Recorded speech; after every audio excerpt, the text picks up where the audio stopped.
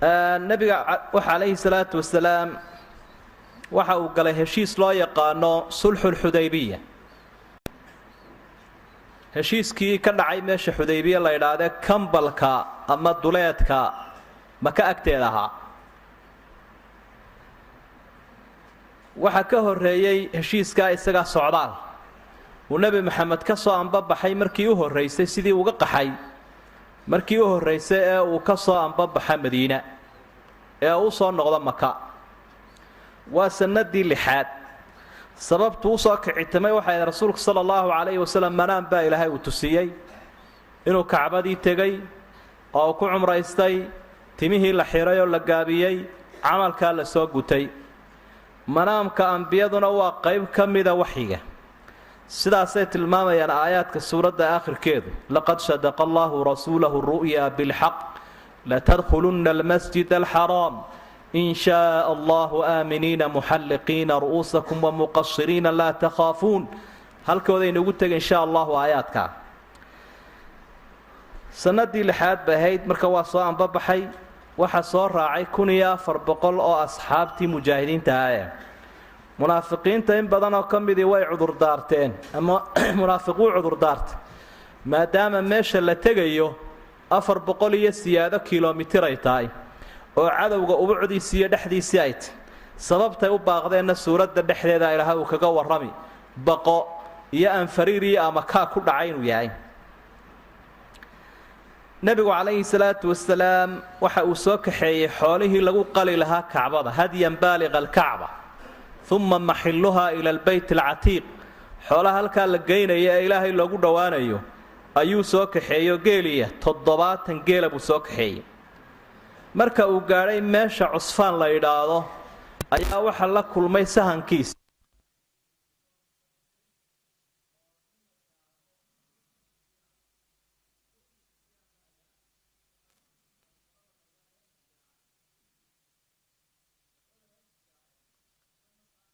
bay ahaayeen oo iyagu nabiga calayhi salaatu wasalaam si isbahaysi ula ahaa oo wixii warahe Quraysh iyo Maka la xidhiidha ayay u qaabilsanaayeen nabiga. markii Madiina dhexdooda deganaan akhbaarta iyo wararka halka ka jiro oo dhan iyaga u soo gudbin jiray. marka waana loo baahan yahay dadka muslimiinta halka ay maanta wardoonkooda gudahooda ka dhigeen waxay ahayd sida de ummadaha sheeyada isticmaalaan inay dibadda ka dhigaan. sidaas markaa uu nabigu calayhi salaatu wasalaam ninkii warkii kaga qaatay Bishr ibn Sufyaan al-Khuzaaci. dadna ninkii wuxuu sheegay Qurayshi markay ogaatay nabi maxamed oo soo socda inay iyagoo xoolihii iyo wax walba wata macnaa soo guureen oo aanay kala hadhin. nin kastoo dagaal cunaha ama rugcadaay ahaa la soo kaxeeyay waxa loogu talagalay buu in maanta sutida lagu qabto aanad gali karin Kacbada iyada. wuxuu nabigu ogaaday inay iyaguna jiraan Quraacul Ghaym meel la yiraahdo 8 kiiloomitir marka isagu jirto isagu 100 kiiloomitir ba marka u jira Maka oo meeshaas aynu tilmaanay Cusfaan ay u jirtaa iyaguna 8 kiiloomeelahaas ay u jiraan. marka nabigu calayhi salaatu wasalaam halkii buu ka hadlay dhibaatada nimankan haysatay iyo siduu shaydaanku uga faa'iideystay tolkii ayuu ka calan calay. markii dambe ummadii buu maqashiyay go'aan adag oo waxa uu yiri haddii ay iga dhageysan waayeen waxba والله لا أزال أجاهدهم على الذي بعثني الله به حتى يظهره الله أو تنفرد هذه السالفة. والله إني أنك أوان كل الدجال من الدونا أبوي بحيل هاي قصاد مرنا ما تشوفين دونا. أما أنا قاكرت الله يجرب أما أنا وضد كبير أما وهرجل الدونا حقاس إلى هنا وهرجل الدونا. كأن كأنك بأصحابتي سمقشيي أصحابتي بالله الله يوحوري wariyaa jidka yaqaano nimankan in hor fadhiya mujrimiinta ah yaa inaga duubi karaya angeegoodaba weydaaranay iyadoo mar walba loo baahan yahay dal iyo dad in la kala yaqaano oo dadka muslimiinta waa dad caalamka inay hogaamiyaan isu diyaarinayo hankoodu weyn marka macrifada dhulka Ilaahay iyo dadka Ilaahayba aad baa loo badsanaya. waa koorsooyinka iyo seminaarada la qaadanaya kamidin baa soo boodo wuxuu aniga dabeedna wuxuu mariyay colkii meel naga oo buuraha la jafayo laakiin toobiye ah oo nimankiina la weydaaranayo meel dhow oo markaa lagaga dhacaya Maka iyo Xudaybiya.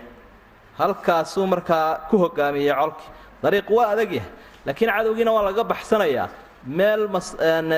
toosanna wey nebigu calayhi salaatu wasalaam markii uu halkaa xudaybiya agteeda maraya ayaa hashiisiibaa fadhiisatay dabeedna dadku waxay yidhahdeen war waa ta hashii nabiga fiicnaan jirtay daashay khala'at ilqaswaa bay idhaah armay daalina waxa joojiyey ilaahay bahalkii maroodigii xabashida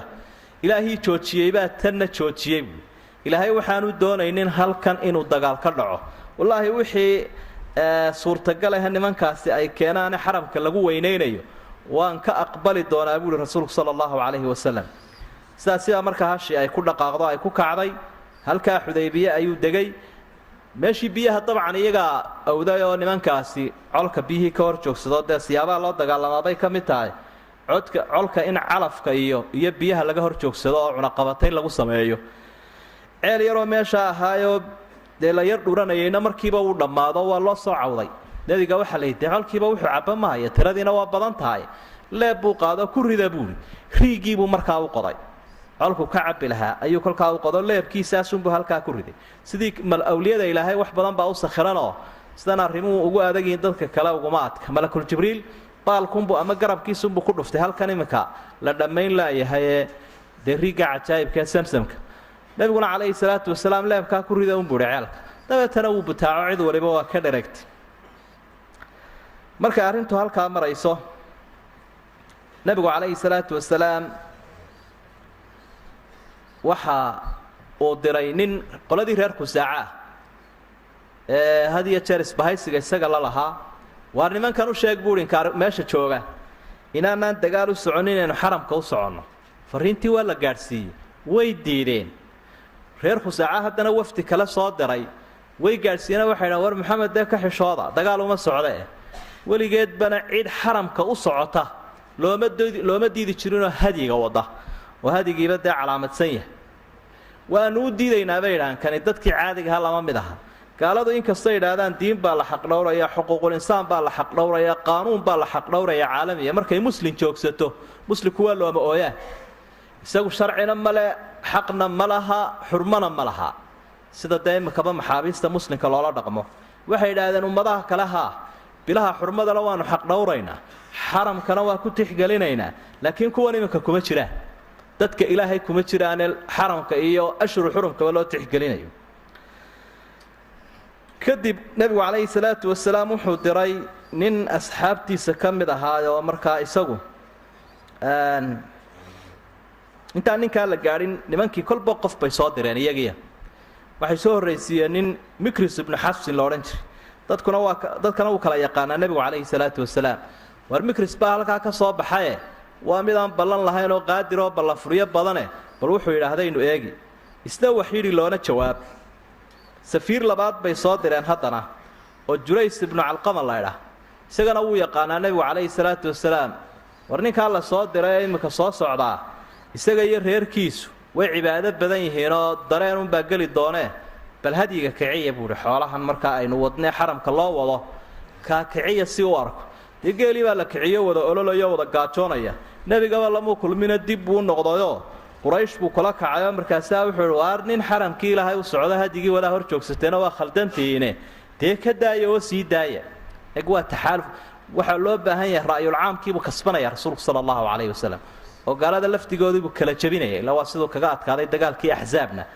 sidee aynu markaa kusoo marayno waa nooc siyaasada ou nebigu isticmaalaya calayhi salaatu wasalaam dabeetana ninkii isaga ahaa magacaa la odhanayay way la hadleenoo waxay dhahaan ijlis innamaa anta acraabiyun laa cilma lahu waar annagaa wax reermiyahoo aan aqoon siyaasado lahayn marka horeba soo qaadannae waar iska fadhiisa bay dhahan waxba sheegi mayse adugu dee isaga iyo qabiiladiisi markaa dhinacaasay u baxeenoo wuxu uhi dee haddaba annagu noocan la dagaalgeli mayne waanu idinka goosannay wuxuu ka mid ahaa gaashaanbuurta waxay soo direen nin curwatu bnu mascuud la idhaahdo ayay soo direenoo ninkaasaa markaa rasuulku sala allahu calayhi wasalam isku dayey inuu aad ula dhigdhigo aad ula doodo muran badanna ula galo laakiin nebigii asxaabtuna munaawaraad bay u muujiyeenoo casharo xagga indhaha ah ayay tusiyeen ninkaa isaga ahi markuu meesha yimid dee nebigu la hadlo wuxu uhi war dee meeshan haddii aad col soo kaxaysatay maanta oo aad doonayso inaad tolkaa cidhib goyso dee ceeb caalamiyay kugu noqonaysa. haddii sida kale ay u dhacdo adiga lagaa adkaadana dee noocan isaga ah ee axbaashta ah jacburkanaad soo urursatay midhabo meel buu ka dhici doonaa. waa kii abubakar caayay markaa. abubakar nin aad u xishood badan ahaa ayaa caayay isaga iyo sanamkiisiibuu isku caayay. waxaa ku samee sanamkaaga ayuu ku yidhi wax aad u khatar ah. markaa saasuu eego wuxu uhi wallaahi berigii jaahiliyadii baad abaal igu lahayd oo aanan ka jawaabine waan kuu jawaabi lahaa. markuu caynkaa leeya ninuu adeer u yahay baa nebiga seef la dul taagan calayhi salaatu wasalaam oo ka mida gaadhkiisa hubaysan. ninkaa isaga ah oo muqiirat bnu shucba la ydhaa dhallinyaradii firfircoonayda markuu doonayo inuu nebiga ninkani uu ku dhow yahay rasuulka oo sankuu kaga jiraayo kolba garhku qabanaya maxamed ou ka daa sidaa yeel dee bustayntii kufaarta ayuu wadaayoo kolba markuu garhka kusoo dhaweeyey gacantiisa ayuu seefta daabkeeda kaga dhufanaya. markaasuu leeya adeer ka daa gacantaada nijaastaa nebiga ha taabsiinine. markaasuu leeya makii nacaska ahaaba adeer magtaadii baanu la il darannahaye ma budhcadnibaad nagula soo noqotay. 13 nin buu markaa dilay muqiire berigii jaahiliyadii intaanu islaamin ka hor dabeetana kana adeer u ahaabaa magtiisii bixinayay. taasuu sheegayaa marka ninkii waxba ma saldhigin sidiibuu ku noqday. kadibna nebigu wuxuu diray markii arrintii jiq noqotay nin asxaabiyo khuraashatu bnu umaya la ydhaah ayuu gaadiidkii uu fuushanaa nebigu siiyo wuxuu uhi waar u sheeg inaanu cumro u soconno aanaan dagaal u soconin sidaa qurayshu sheeg.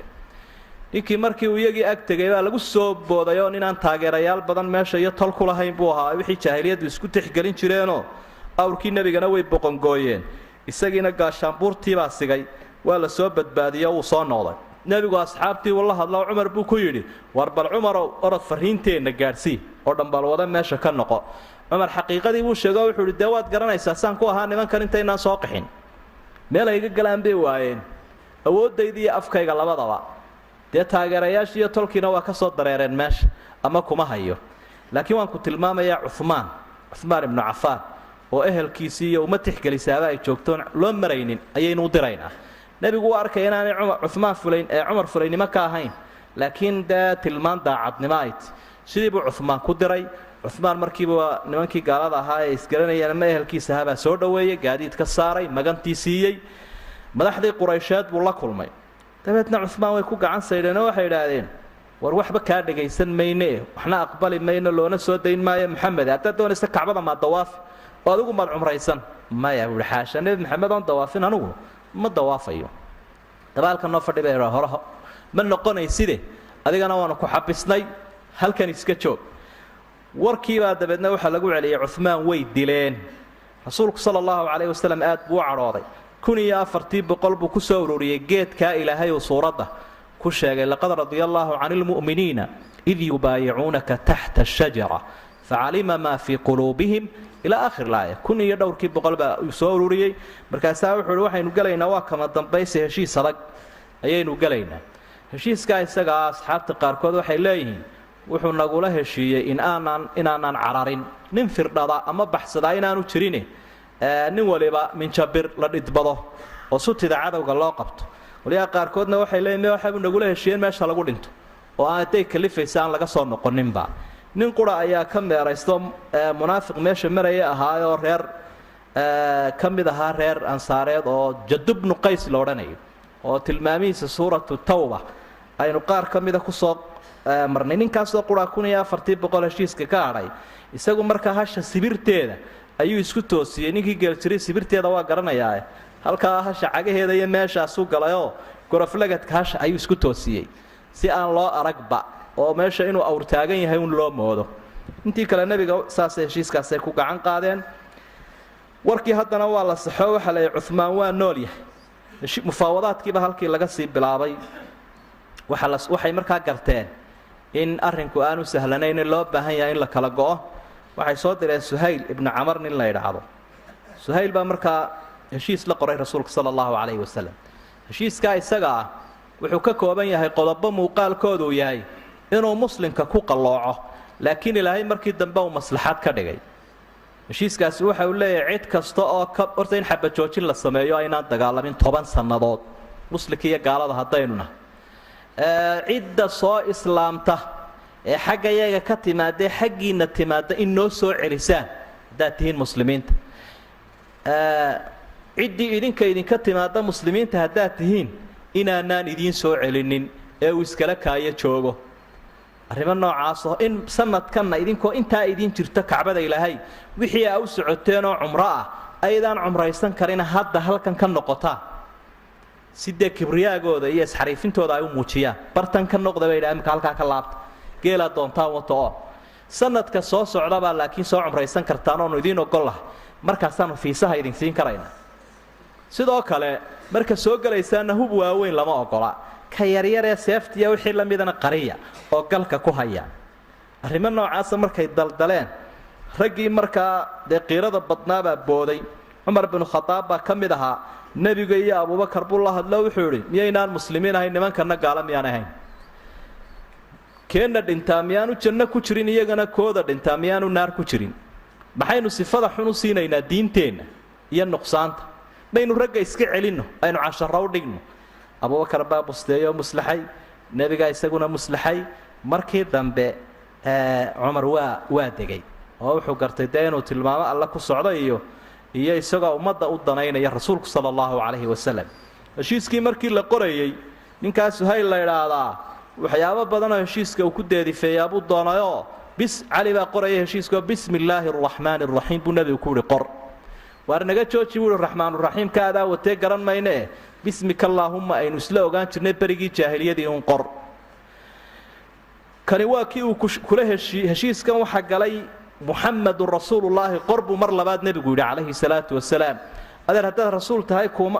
kulamaanaan dagaalaneene rasuulka naga gooyo magacay aabbaha iyo kaaga un qor buuri wakhtigaasuu markaa nebigu ihi bal caliyow ka bi dee anugu bi'in maayo buu bisinkii ilaahay iyo rasuulullaahi anugu bi'in maayo markaa nebiguna calayhi salaatu wasalaam amardiida kumuu qaadine bal itusi buuhi maadaama aanu dee qoraalka aqooninoo isaga mucjisaadkiisa ay ka mid ahay rasuulka inaanu fartiiyo qoraalka aqoonin cali baa tusiyo markaa nebigaa gacantiisa ku masaxay calayhi salaatu wasalaam waa wakhtigu mar labaad haddana cumar booday ee dib loo dejinayo arrimo adagoo runtii imtixaana ayay ahayd markii heshiiskii la qoray ayaa waxaa soo dhacay abujandal ninka la yidhaahdo silsilad ku xidhan oo ka soo fakaday maka abujandalkan maxaad ka taqaanaa waa ninkan heshiiska saxeexee suhayl la ydhaa inankiisii inamadii uu jeclaa mid ka mida ayaa soo islaamo isa soo taagay colkiibuu iska soo dhex tuurayoo wuxuu leeyahay haddaa muslimiinta tihiin dee soo nabadgalay raggii aan doonayayna waa hayaa shisheeyihiina waan ka soo fakaday aabbahay nagala joogo dee maca salaama waa israacaynaa dabeedna odaygii wuxuu idhi heshiiska ninkii horreeyey lagu fulinaya waa ninkan mar haddaynu heshiiska saxeexnay maxamedow dee inankayga waa la celinayaa maca silsiladiisa laakiin idin raaci maayo rasuulku sala allahu calayhi wasalam nin circiraya ma ahayne dee nabad iyo dagaalba waa yaqaana wuxuu waa run heshiiskii waynu saxeexnay inankana waa la celinayaa asxaabtii baa cirkaa isagiiba horta qayliyey waryaadheen war miyaydaan waa sidee war maantaan la celinayaa dee u muusanaaday rag badan baa markaa qiira qaado waxay idhaha dee ninkan yaynaan celinine dee maxaynu sidan u yeelaynaa ma heshiiska waynu saxeexnay isaguna ha sabro ilaahay ajri ha weydiisa faraj baa ilaahay u siinaya cumar binu khadaab baa wuxuu intoo seefta garabka ku soo qaatay ayaan yaro laalaadiyey isagiina markaasaan yaro garab galay markaasaan ku ihi waa gaaloo horta ilaahay baa faraj kuu furiya iska sabir abujandalow dee waxaanaad ogaataa kan meesha joogaana waa gaaloo dhiiggiisu waa ka ayga oo kale uun marka waxaan doonaya buui intuu seefka la baxo un inuu aabbihii kurta ka jaro laakiin ninku aabbihii wuu ku yaro laxa jeclaaday buui oo aabbihii muu dilinoo jaaniskaa kamuu faa'iidaysanin buui almuhim sidii baa lagu celiyo dee mar dambea farajkii uu nebigu filaya calayhi salaatu wasalaam ayaa ilaahay uu u furay oo uu siiyo dee waa kuwii jabhado abu busayr ninkii la yidhaha uu hogaaminayay ayaa dilaacay aahaarta iyo raadka iyo natiijooyinka wanaagsana ka soo baxay waxaa ka mid ahaa heshiiskaa in horta lisaalix lmuslimiin waxaa loo arkayay muslimiinta inuu ku qallaco laakiin maslaxadda muslimiintu noqday heshiiskani oo waa kan ilaahay ku tilmaamayba fadxigani faraj ilaahay uu siiye muslimiinta ayuu ahaa oo heshiiskan uga soo baxay oo diintooda iyo dadkooda iyo cududooda milatari ay u heleen innaa fataxnaa laka fatxan mubiinan meel yaroo maqsinahoo lagu shaqaysanayay dadkeennu ku hordhigaanoo hunguri lagu baadi doonayo innaa fataxnaa saa kumay soo degine cisi ummadi ay helayso diin iyo dadnimada ayaa ay ku soo degtay ayaan hoos loo celininoo qur-aanka meelaan munaasib ahayn aan lagu qorin heshiiskaa isagaa sanadii 6aad buu ahaa sannadaa lixaad hadduu 1400 nebigu ku yimi 3 sano kadib sanadii aan idhaahane 2 sano kadib sanadii 8aad 10,000 oo qof buu ku yimi rasuulku sallallahu alayhi wasallam 10,000 oo mujaahid isagoo hogaaminaya calamo kala duwan wata oo guutooyin istaba socda ayuu soo galiyo sidii baa lagu buufiyay sanam iyo mushrigba waa ka ilaahay fadxiga ku tilmaamay subxaana nataa'ijka ka soo baxay waxa kamid ahaa gaalada inamadoodii iyo hablahoodii oo islaamaya madiina imanayo soo soconay waxa kamid ahaa gaalkii ugu adkaa ee nabigu aad uga cawday Uqba ibn Abi Mu'ayd la oranayay inantiis la oran jiray Kalfuum baa kamid ahaa dadka soo islaamay markay madiina timidna ee la yiraahdo la celiyo heshiiskii lagu fuliyana suuratul mumtahina baa ilaahay soo dajiyay ya ayuha alladheena aamanu idha ja'akumul mu'minatu muhaajiratin famtahinuhunna Allahu a'lamu biimanihin فإن علمتموهن مؤمنات فلا ترجعوهن إلى الكفار لا هن حل لهم ولا هم يحلون لهن دمر علينا بالي أصحابتنا ساسا مركا كل كورة قبيننا دمر كهشيس كاس وقالين رجونوية إلى هنا تاسوا يده هو علينا بالي وما قل ماره وحكم إذا جبهتي وفرينك أبو بصير لورنشرين إن دام مكة يميبوها لبنان بيكسر ضبطيران قريشيون مدينة أي يمادين لبادين تاني كان نلو عليه إلى سيدي هشيس كان محمد أوها رسولك صلى الله عليه وسلم حلوان دين علي والراع مال ده حمر كلابدين نسيم مرينا يا أيو كارتي خد بود تجاو حلوان ده إسيرة آمنة ونينس ده إسريبا يو إسكا صعدي وإسكا دجايبو دنيا وسيفتا على سياد بيون أكسنت ميت بكولي وأرونا رجع نص ما يستوى وانكوك ماشي تابته ولا يقانا أبو بل ما يرأى ها بودو ديبي إسقي بكرت هردجاي kii kalena isagoo firdhadu Madiina ku noqday rasuulku sallallahu alayhi wasallam intuu dhoosha ka qoslay baa wuxuu weeyl umma musciru harbin law kana ma'ahu rijal wallahi waa dagaal uga adag ninkaas haduu rag heli lahaa dagaal uga adag weey maxaynu isleenahay uu kiina orodee quraysh u sheega waxa tiraa ninkii maxamed uu soo celiyay dee uu idilay dee uu firdhaday maxaynu isleenahay uu dee fuliyay dadka daayidin qaban maayo go'aankaygu inaan soo celiyaa waa heshiiskiina fuliyay waxa akhiiran heshiiska isaga ah markii dambe uu ku fashilmay nabiga kaleey salaatu wasalaam qaliyo isbahaysigiisa ka tirsanaa in hore soo sheegno reer Khuzaaca la oranayo oo heshiiska dhinaca rasuulka galay iyo qolo Quraysh kula jirtay heshiiska labada qolo dagaalamay bartaas heshiiskii ku burburay sidaas ay ilaahayna dadkii muslimiinta faraj ugu sameeyay ninkii Abu Basiir la oran jirayna faraj labaad buu noqday ninka dilayo markii uu Madiina ku soo noqday iskaga baxay wuxuu yidhi nabigana waxba culaysa ku noqonin oo yaan dee cudurdaar laga helin adigana yaan mar labaad lagu celinin meel dhaxuu galay safarada Quraysheeda u socda Shaam ee saliidii raashinka soo qaaday uu jidgoyn u galay halka waxa la wixii soo baxsadaaba isaga ku beeraan ee ka soo baxsada Makka xaggan Madiina ma yimaadaan jabhad waa loo baahan yahay halkaas dabeetana ay galeeno kolkaasa safar u baxa Shaam ayaa la waayay ku ka yimaadeen nimankii Quraysheed fariin bay soo direen waxay dhahay heshiiska qodobka ah waanu ka noqonay ee waxaanu ka codsanaynaa dadka halka ku ururee cunaqabataynta nagu haya min fadlak kuwaas uu naga soo dareeri heshiiskana cid ku timaada ha kula joogtay ha soo celin farajkii uu nabigu asxaabta ugu bushaareynayay bay heleen waxyaabaha inooga muuqanayeen qisadan waxa kamid ah rasuulka sallallahu alayhi wasallam ilaahay horumarka uu siiyay iyo dhinac walba inuu qaa'id ka ahaaba meesha inooga muuqanaysa oo xataa ummadda wixii dan u ah ilaahay uu ku hagayo waxyaabaha meesha ka soo baxay waxa kamid ahaa halkii baa lagu xalaaloobay oo nabigu xoolahana wadan halkan ku qalo umradii halkan aynu ku xalaaloobaynaa sanadka dambe aynu qallayn asxaabtana may aqoonin waqtigii hore la xaj jiray la umraysan jiray xoolo aan xaramka la geenin la qalo waa kuwiisa soo taagay ayidii hadiyii oo xaramkii u muuqdo sidaynu halkan ugu gowracnaa talada nabiga iyo asxaabtu ay ku kala badbaadeen waxa soo bandhigto soo jeedisay xaaskiisii ummu salama ka waxay tiri nabiga qowlun baad ugu sheegtay bal iyaga ficil ku tusi oo adigu horta hadiyigaaga gowrac kadibna way kugu dayan